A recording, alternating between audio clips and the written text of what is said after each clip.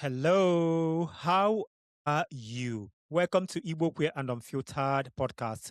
My name is Charles. Hope you've had a good week. Hope you've done what needs to be done and are doing amazing. I just thought I would share something about how I have been feeling and some of the things that I have seen happen around me as an African gay Igbo man from Nigeria. The experiences and how life has not really been kind in a way it should be. As someone who grew up gay, who is a homosexual, and sat around people say a lot of rubbish, and even in my adulthood, right now, the experiences I have had, how life has treated me, it hasn't been kind. It has not been kind, and it continues to be hostile. I was having this conversation with someone, and I said to them, I am not made in a way where I should be mean, wicked, and hostile towards people. I am not built that way. Maybe genetically, I am not made like this because despite all the struggles, all the hate, all the waywardness that I face, all the horrible nonsense that I have faced, and how life has treated me, I still show up for people. I still show empathy, compassion, and all of these things extremely. And majority of the people who have treated me this way, some of them treat me this way because of religion said they should, because of the Bible said they should, and a lot of these things. I am saying this here to say to you, never ever stop being a good person. Never stop being kind towards people. Never stop showing empathy. Never stop showing love to people because of the way you've been treated.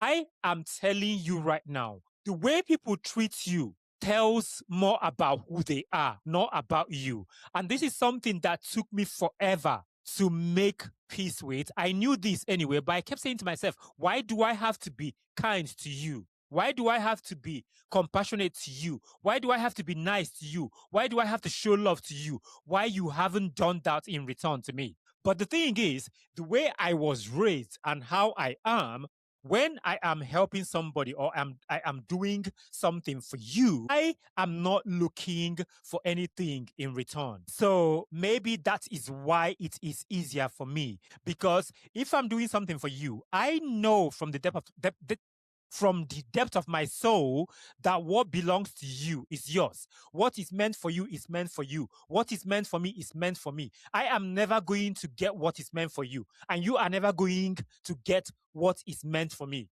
There is so much in the world for each and every one of us. And some of these people who tend to say, oh, I am Jesus' daughter, I am God's daughter, I am Jesus' son, Jesus is my husband, God is my father, do not know this. Some of them are one of the most wicked people you can ever come across. Spirituality and queerness, that's the hill that they've chosen to unalive themselves. Before religion, before colonization, before shame, our ancestors already knew who we were. They already know that we are gay. They already know that we are queer. They already know who we are. And they never, ever had any problems with this. They are perfectly okay with who we are. African spirituality has always had space for queer people.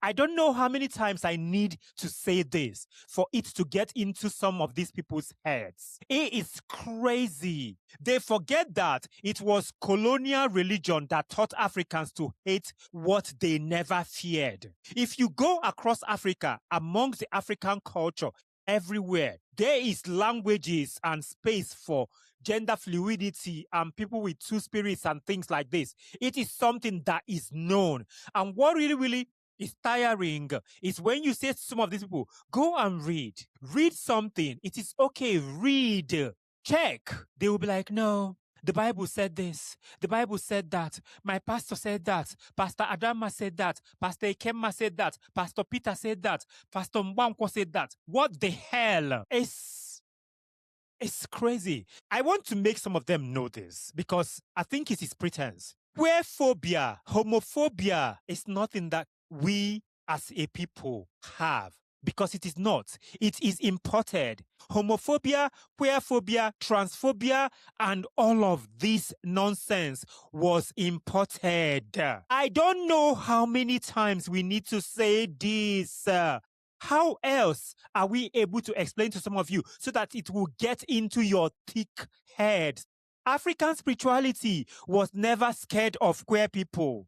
It was only colonization and colonial religion that was scared of us. It was colonial religion and the missionaries who came to Africa, brought homophobia, transphobia, queerphobia, and all this madness to us. It was never ever in our culture. I want to make something very clear to a lot of you, extremely clear. Queerness isn't new. It is not new. Shame is what is new. We are not rewriting history. We are remembering it. Because what I get all the time is like, oh, this was never something. You are introducing this to the young ones. You are introducing this to people who don't have say. You are teaching people how to be queer. You are teaching people how to be gay. And then I'll be like, do you really think people can learn how to be gay? Do you really think that? Because I do not understand this for the life of me. Because from where I am sitting, recording this episode, nobody taught me how to be gay. I did not know the name when I was a child, but I sure knew that I was attracted to men. I came out of my mother's womb a homosexual. So I don't understand what some of these people actually mean. It does not make any fucking sense. Common sense is free, right? But it is so freaking expensive because some of these people have no common sense. They are suffering from religious delulu, religious psychosis. They've been abused by religion. They've been abused in so many shape or form without them actually knowing.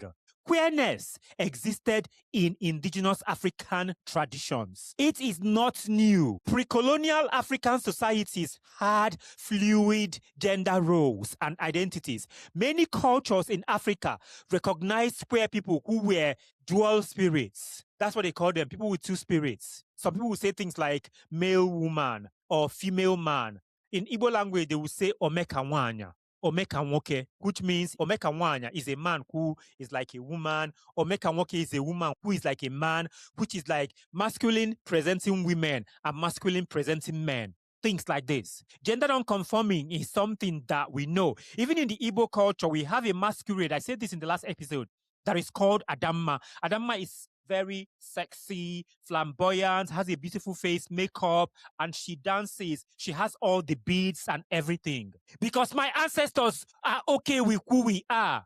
People, it is all about energy. Look at the whole African spirituality. Spiritual leaders, diviners, medicine people often existed outside rigid gender roles. That is why sometimes you see some of these diviners, you'll be confused. Oh, is this person a woman or a man? This is something that is extremely known. But you know the thing, a lot of these people, when you bring something like this up, they will tell you, oh, absolutely, it is demonic.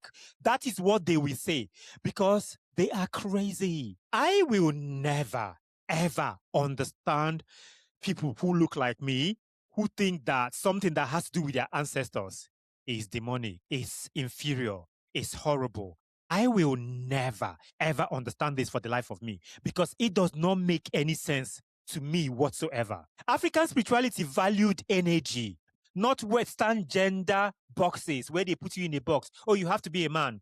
You have to be a woman. No, it is all about energy. Have you heard that song?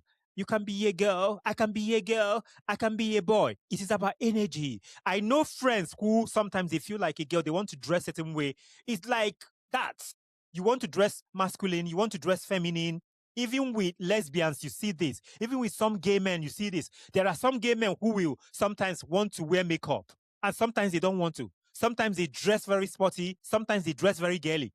People are different in so many ways. Varieties makes us special. And I don't understand why some of you just do not think with yourselves, with your common sense. Let me give you some examples when it comes to Africa. Amongst the Igbo people, which I was already talking about, some deities and priesthoods bend gender expression. The Dagaba people of Ghana recognized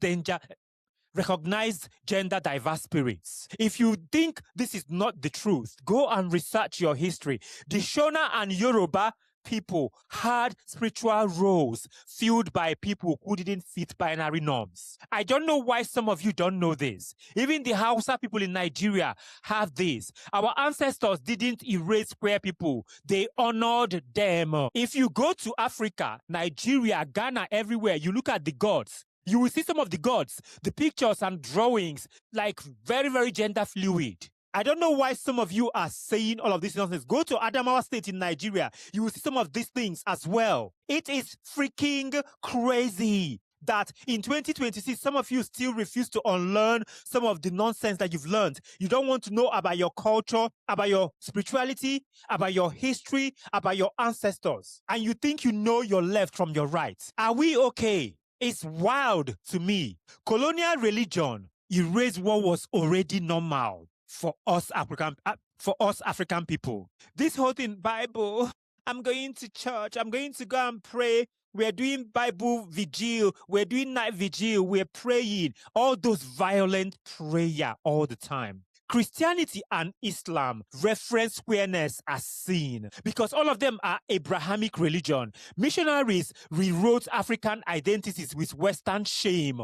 Colonizers, with their missionaries, when they came to Africa, criminalized queerness in the penal codes that many African countries still use today. And that is why a lot of them will say to you, oh, it is a sin, it is a sin, it is a sin. Generations of African people grew up believing imported hatred was tradition. Why? Why up until today you are believing something that was imported to you? Because that hatred is not our tradition. African homophobia is just colonial trauma with a Bible and a loud voice. My freaking goodness, my days. Some of you are so wild. You just don't think. Thingy. Use your heads. Use your heads. Colonization didn't just steal our land. It stole our spirituality and our spiritual memory. It did a lot of damage to us, and it continues to do up until today because some of you refuse to unlearn some of this bullshit. I do not know what to tell some of these people sometimes when they speak to me. I get this all the time on social media. They'll be like, oh God, Bible, God. The one that is always funny is like, are you religious? Do you believe in God? Do you know the Bible? Because in their heads, it means that being gay, being LGBTQIA+, being a queer person means you don't know God. You don't know the Bible. You are a sinner, which means if you know the Bible and you are religious, you will not be homosexual. Go to the Vaticans, go to all the Catholic churches, go to all the Pentecostal churches, all of these men with wives, some of them confirmed. They are homosexuals everywhere. I have heard stories of pastors who slept with men who came for prayers. There is so many of those stories everywhere. Just because of someone is a pastor, a reverend father, an imam, or the pope, whatever they are, does not mean they cannot be gay. Do you understand? And we are not judging. I am not judging. I'm just telling you that you can be a homosexual and be a reverend father and be a pastor and be an imam and be a religious leader and be a king. You can be a lesbian and be all of these things. Your sexuality doesn't determine if you are a sinner. It's what you do. Are you a good person? Do you show love? Do you treat people like they are humans? Are you honest? Do you have compassion? Do you think about humanity? Do you believe in the golden rule of humanity? That is what is important. It doesn't matter if you are a reverend father, if you are a religious leader, if you are an imam, if you are a pastor. Your sexuality shouldn't determine if you are a good person. But for them, if you are gay, you are a sinner. If you are a lesbian, you are a sinner. And God forbid you are a trans man or a trans woman, they will condemn you to hellfire already. Meanwhile, they live double lives. They steal from the church. They abuse children. They commit murder. They commit atrocity. They do all of the things that the so-called Bible say to them not to do. But the hill you've chosen to do your higi and haga is the hill of queer people. That is why I said that. It shall never be well with some of you. Because some of you are so wild. It boggles the mind. African spirituality is about balance, energy, and community. The Igbo culture says this. It is about flexibility, duality, and balance. It is like that across Africa. It is about that because our systems focuses on harmony, purpose, ancestral connection, spiritual alignment, personal destiny, which is like chi, ori, Im, etc. Chi in Igbo is God, ori Yoruba God, like all those things, right? None of this depends on what you love, how you identify, who you marry. None of it. It doesn't depend on this. African spirituality judge character, not sexuality. And I just explained that earlier, but I'm just summarizing it for you. African spirituality judge your character, which means, are you a good person? Are you kind? Are you doing what is supposed to be done? Are you respecting the land? Are you respecting people? Are you showing love? Are you caring? Are you doing what is good for the society, for people, for everyone? Are you a good person? It is not about your sexual orientation. It is not about your sexuality. I was thinking the other day, and then I kept saying to myself, what is it with queer people that some of these people begin to think that we are a spiritual threat to the power, to the colonial power, and things like this? And I just don't know. Queer people are spiritual threats to the colonial power, which is their Bible and all of their nonsense. That's the way I see it. Queer people disrupt binaries that colonial religion depends on. Free queer people can't be controlled. And that is why they have a massive problem with me. Because I refuse to be controlled. I refuse to bend backwards. I refuse to abide by their rules and regulation, which does not serve me. And once you are like this, guilt makes them crazy. That is when they start sending you death threats. That is when they start saying to you that you're going to go to hellfire. Patriarchy collapses when men and women aren't forced into rigid roles. That is why I say this all the time. Any man that is homophobic is as equally as misogynistic. If you are a woman dating a straight man, if that man is homophobic, that man is misogynistic. It goes hand in hand. Queer joy is the fucking resistance. They don't want us to be happy. They don't want to see us happy. It drives them crazy that you that is supposed to feel sorry for yourself, that you are supposed to be crying, you're supposed to hate yourself, you're supposed to hide. You are out here speaking, being visible, representing and doing all the things. It drives them fucking crazy. They are literally not really scared of queer people. They are scared of queer freedom. But my dear, we will have our freedom whether you like it. We will have our freedom whether you give it to us. We will take it. And we are free. You know why? Queerness destabilizes systems built on fear. Yeah. And I will tell you this, we are reclaiming African spirituality as queer people. We are doing it. We are doing the things. We are doing it every freaking day. Because we queer Africans can connect spiritually without shame. And we can do it in so many ways. Honoring our ancestors via meditation, energy work, and just trying to center yourself and ground yourself. Just connect with your people. That is why I always say my ancestors are always here with me. They understand me, they love me, they care for me. My parents are both dead. They are in this room fighting for me, standing for me. My good ancestors that mean well. They will continue to guide and protect me. Understanding things that has to do with our culture, like chi, ori, and personal destiny. Learning pre-colonial histories. Detecting imported shame. Building community through storytelling and remembrance. We are doing all of these things. Spirituality is not owned by homophobes. Reclaim it. Reclaim it with your full chest. Reclaim it. Because I have said this in so many ways. You do not need to be in community with people that are wayward in the name of God. You can be in community with people who see you, who understands who you are, who know that you are sacred, you are wonderful, you are holy, and there is nothing wrong with you. I want to give this message to each and every one of us, me included, especially if you are a queer person from Africa, trying to feel complete again, trying to feel whole again, trying to feel like you matter because you do matter. Your life is amazing and there's nothing wrong with you. Your queerness is not separate from your African identity. It is not a contradiction. It is a continuation of a legacy that existed long before colonizers touched our soil. Your queerness is a continuation of that. Your spirit is not broken. Your ancestors are not disappointed in you. The only thing that doesn't belong here is shame. And that was never ours. You are African, are queer, and you are sacred. I need you to know this. You are African. There is nothing wrong with you. You are queer and fabulous, and you are sacred. And you should know that. Carry that with you every fucking place you go to. That's why when you come into the room as a queer person, they notice you because you come with an aura, with an energy that they can never match. You are always doing the things. I want you to look within yourself, think, and just think about, do you have any spiritual journey? If there is, share it within yourself or to other people. I need you to question the sources of your shame. What is the sources of your shame? Is it the Bible? Is it your pastors? Is it your church? Question that and challenge it and say, I am not ashamed. Like Billy Potter said, I am not ashamed anymore. You should not be ashamed. Do not inherit any nonsense shame. I want you to claim and reclaim our history. Not the colonial version, Biko. Please, do not claim the colonial version. Claim our history. Reclaim our history before colonization. And be fab because you are.